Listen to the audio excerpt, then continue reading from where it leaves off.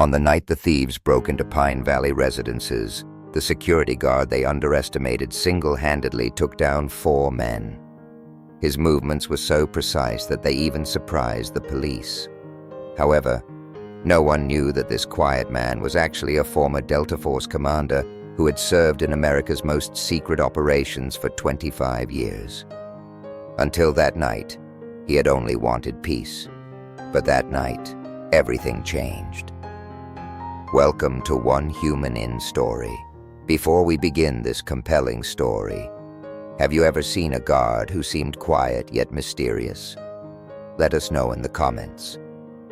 And if you believe such stories deserve to be heard, hit the subscribe button, because the stories of real heroes should never be forgotten. Pine Valley Residences was located in one of Atlanta's quietest suburbs, a luxury complex of 32 units surrounded by high walls. The residents here were mostly retired teachers, doctors, and successful business people. The complex had 2 security guards for day shift. There was young and energetic Marcus Williams for nights. There was quiet and reserved Robert Bob Mitchell in his 60s. Marcus was loved by everyone, talkative, cheerful, and always ready to help. But Bob was different. He would just nod and pass by, never engaging in long conversations. He would just do his job. The residents liked him because he was reliable, but none of them knew who he really was. Bob started work every evening at 6 o'clock. He would settle into the small security booth, patrol the complex throughout the night, occasionally checking the cameras, but mostly he would just sit and wait. His hands were large and strangely never trembled. His eyes were always alert, as if he had forgotten how to sleep. Residents called him Uncle Bob, and he would smile and wave, but he never told stories, never talked about his past. He would just say, "Oh, just an old soldier," and change the subject. The truth was, Robert Mitchell had served for 25 years in one of America's most classified units, the 1st Special Forces Operational Detachment Delta, also known as Delta Force. He had been on countless covert operations in Afghanistan, Iraq, Syria, around the world, rescue operations, counterterrorism, hostage, rescue. These were his specialties. But all of that was in the past now. After retiring in 2018, he had moved to Florida, then here to Atlanta. He just wanted peace. He just wanted to return to normal. But old habits die hard.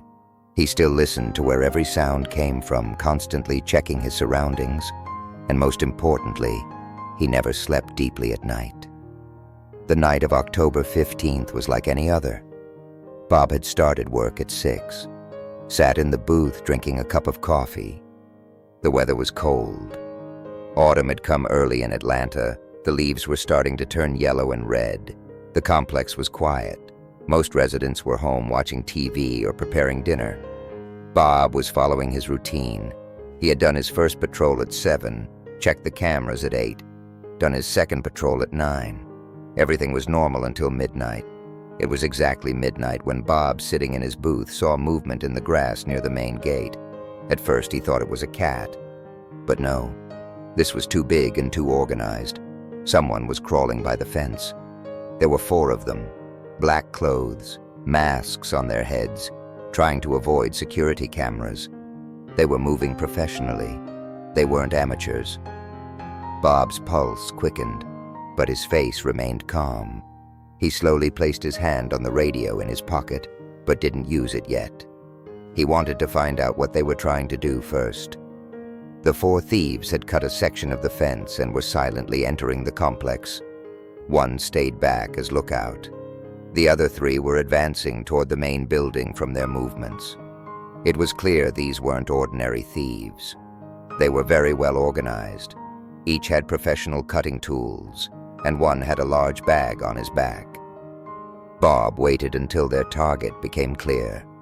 Apartment 3, Dr. Elizabeth Hammond's apartment. The doctor traveled frequently to foreign countries and was known to have a very valuable antique collection. The thieves knew this. The doctor was currently at a conference in Europe and her apartment was empty.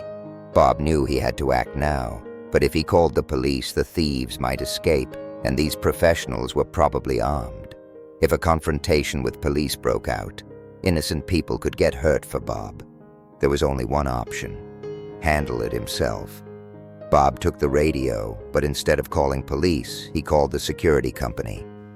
"Mike, this is Bob at Pine Valley. Put this on record. Suspicious activity in the complex. Don't call police. I'll handle it, but let it be on record." Mike was surprised. "Bob, what do you mean? Let's call police." "No, Mike. Trust me. Just record it." Bob turned off the radio and took a deep breath. He was preparing to do something he hadn't done in 25 years. Become a warrior again. Bob left the booth but walked at normal speed, appearing to be on a routine security patrol, but actually every step was calculated. He had mapped the thieves' positions in his mind and made a plan. One was still keeping watch at the fence. The other three were in the building trying to get to Dr. Hammond's apartment. Bob would deal with the lookout first. Bob went around the back of the main building and approached the lookout from behind. The man was crouching by the fence, constantly checking around. But he didn't see Bob because Bob was moving through the shadows, using techniques he had learned for years, advancing without making a sound 10 meters away. The lookout sensed something. He turned his head, but it was too late.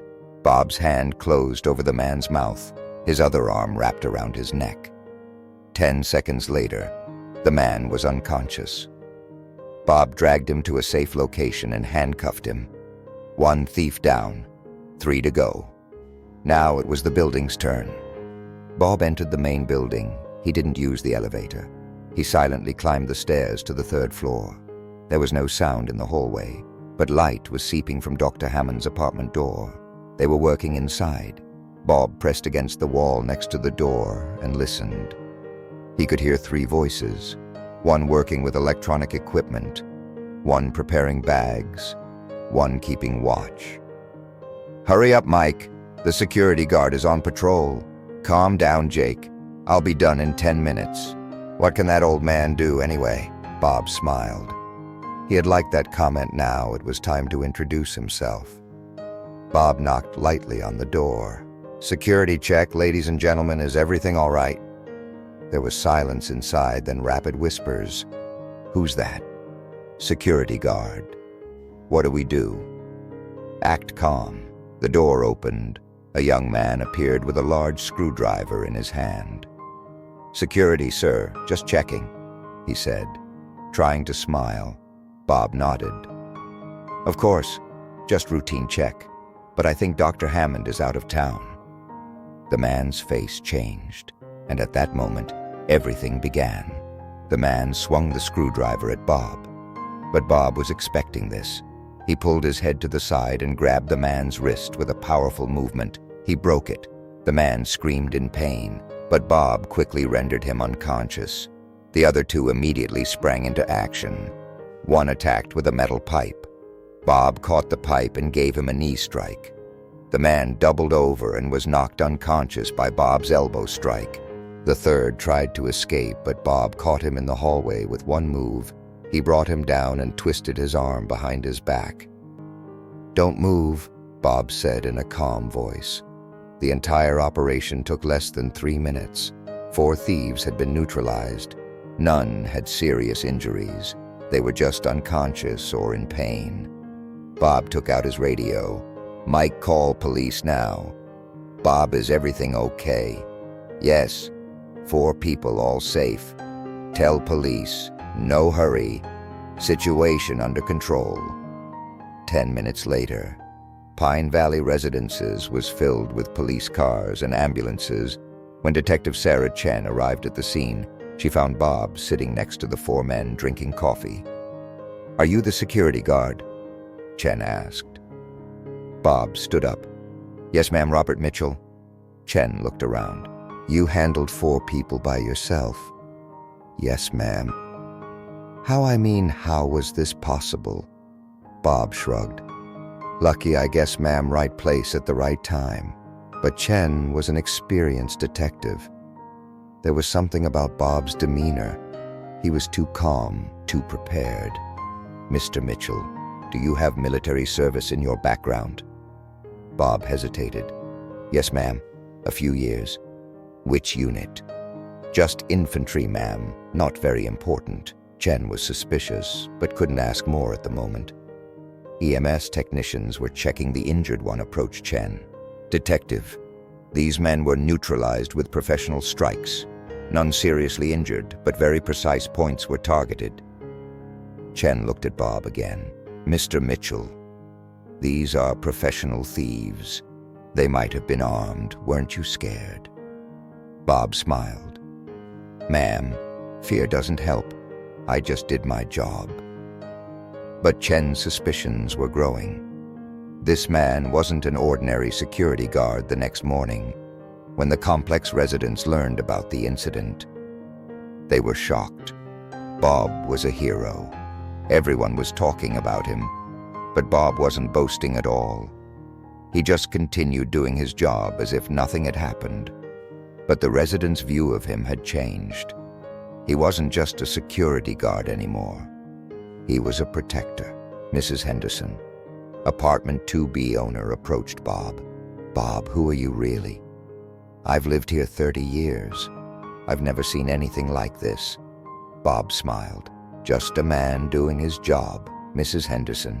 But those movements, that calmness, this isn't normal." Bob touched the woman's shoulder. "Sometimes life forces people to be tough, Mrs. Henderson, but I'm just trying to keep you all safe." That evening, Bob was sitting in his booth again, but his mind was confused. He had exposed himself. Maybe he had used too much force. Maybe he should have been more cautious. But at that moment, he had no other choice. That night, the complex was much quieter than the previous night, as if everyone was holding their breath. When Bob went on his patrol, the residents looked at him with different eyes. He wasn't just Uncle Bob anymore. He was the rescuer, the protector. The third night, Detective Chen came back this time. She was alone and intended to ask questions. "Mr. Mitchell, can I talk to you?" Bob led her into the booth. Chen took out a file. "Mr. Mitchell, I did some research on the men we caught last night. These are professionals from Miami, Detroit. They have records in organized crime." Bob listened. "Yes, ma'am. Stopping this type of men isn't easy for an ordinary security guard. It requires special training." Bob said nothing. Chen continued. "I checked the name Robert Mitchell. There are several Robert Mitchells, but none of their profiles match you." Bob's heart raced, but his face remained calm. "Ma'am, it's quite a common name, but your profile doesn't exist anywhere. It's like you're a ghost, Mr. Mitchell, like your identity is very classified or very protected." Chen leaned on the table. "I'm asking you, Mr. Mitchell, who are you?" Bob remained silent for a long time, then took a deep breath. "Detective Chen, my past is complicated, but what I can tell you is I'm just a man trying to protect these people." "That's not enough, Mr. Mitchell." Bob stood up and walked toward Chen. "Detective, I haven't harmed anyone. I'm not a criminal. I just did my job. If this is a problem, I'll look for another job." Chen looked into Bob's eyes. He was very determined, very calm, and very dangerous. "Mr. Mitchell, I will find out who you really are," Chen said, but Bob just smiled. "Ma'am, I think you wouldn't want to know some things." After Chen left, Bob started thinking maybe it was time to leave here. Maybe he had stayed too long. But then he thought of Mrs. Henderson, old Mr. Garcia, little Lucy, living with her grandmother, Mrs. Park. These were people under his responsibility. He had to protect them that night. Bob was sitting in the guard booth, looking at old photos. He carried only one photo in his pocket, from his Delta Force Team 2011 Afghanistan. They were 8 people, but now only 3 were alive. The others had been lost during service. Bob was Gunnery Sergeant Mitchell. Then he was the team leader, His best friends, Tony and Marcus, were also there. Now Tony was running a private security company in Dallas. Marcus was doing construction work in Denver. Sometimes they talked, but not very often because every conversation reminded them of old days. And sometimes it was too painful. Bob put the photo in his pocket and left the booth. He was going for a walk. As he walked around the complex, he thought about old days, why he came here, why he chose this job. The answer was simple. He wanted peace. He was tired of war. But maybe a warrior never really gets away from war. It always lives inside him. The next morning when Bob came to work, Marcus ran to him. "Bob, I have great news." "What happened, Marcus?" "The men you caught last night talked. They were part of a big organization. FBI started an investigation." Bob frowned. "Is this a good thing?" "Of course. Bob, you broke up a big crime organization. You became a hero." But Bob didn't feel like a hero. He just felt tired in the afternoon. FBI agents came. Agent Davis and Agent Rodriguez wanted to talk to Bob. "Mr. Mitchell, we want to congratulate you. Thanks to your work, you prevented a major operation."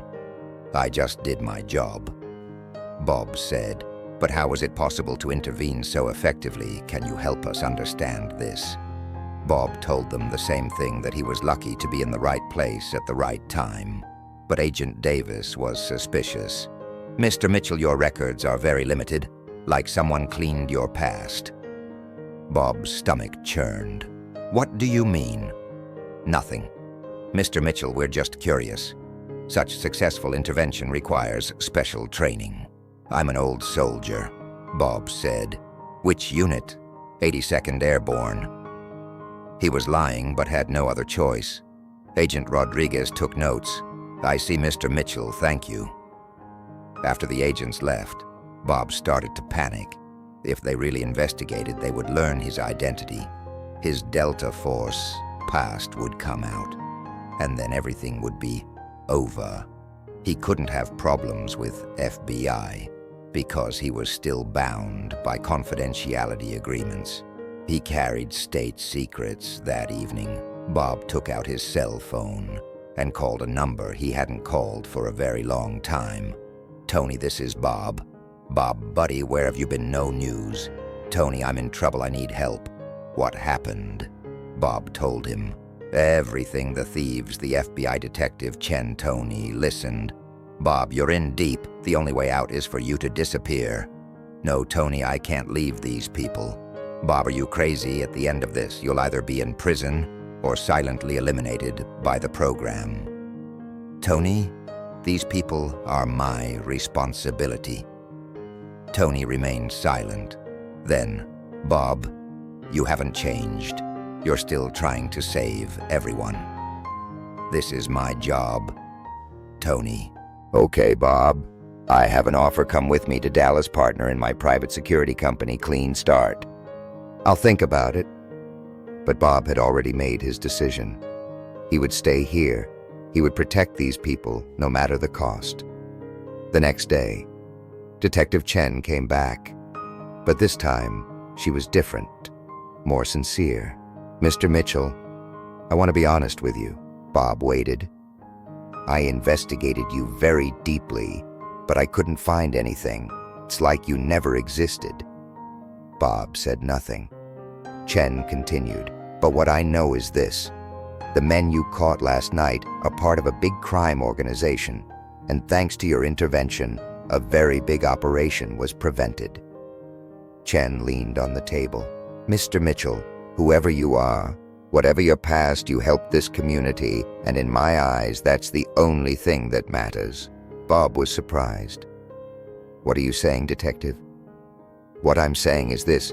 Mr. Mitchell, I'm stopping my investigation of you, but I have one request." "What is it?" "Continue staying in this complex. These people trust you, and frankly, I trust you too." That night, as Bob patrolled the complex, he was thinking maybe he had made the right choice. Maybe he had really found a home here. People knew him just as Bob. His past didn't matter. They only cared about Bob right now. 2 weeks later, the chaos calmed down. The FBI operation was completed, the thieves were imprisoned, and Pine Valley residences returned to normal. But now it was a more secure place, because Bob was there. The residents treated him differently. He wasn't just a security guard anymore. He was part of the family. Mrs. Henderson brought him homemade cookies. Mr. Garcia played chess with him. Little Lucy drew pictures for him. Bob felt like he was part of a real community for the first time in a very long time. He felt like he belonged somewhere. A month later, Tony called. "Bob, how are you, buddy? What's your decision?" "Tony, I'm staying here." "Are you sure, Bob, this is risky?" "Tony, for the first time in a long time, I'm at peace. These people really care about me." "I understand, Bob, but be careful, okay?" "Of course, Tony." That night, Bob was sitting in the guard booth checking cameras. He was happy with his decision, happy to live here. Mrs. Henderson was reading a book on her balcony. Mr. Garcia was watching TV. Little Lucy was playing games with her mother. It was a normal evening, a peaceful evening. As midnight approached, Bob went on his last patrol. He checked every corner of the complex. Everything was safe. Everything was peaceful. And for the first time in years, Bob really felt at home. Maybe a warrior's greatest victory is accepting that the war is over and finding peace. Bob had done that. Now he was just a protector. Not a warrior, a protector. And that was enough for him now. I ask you, have you ever met someone like Bob in your life? Have you seen someone who quietly hides their past but always does the right thing? Write their names in the comments. Share their stories. Because on our Human Stories channel, we never forget real heroes. Thank you for watching. If this story touched you, please like, subscribe, and share because these kinds of stories need to be heard. See you in the next video, and remember sometimes the greatest heroes live quietly among us.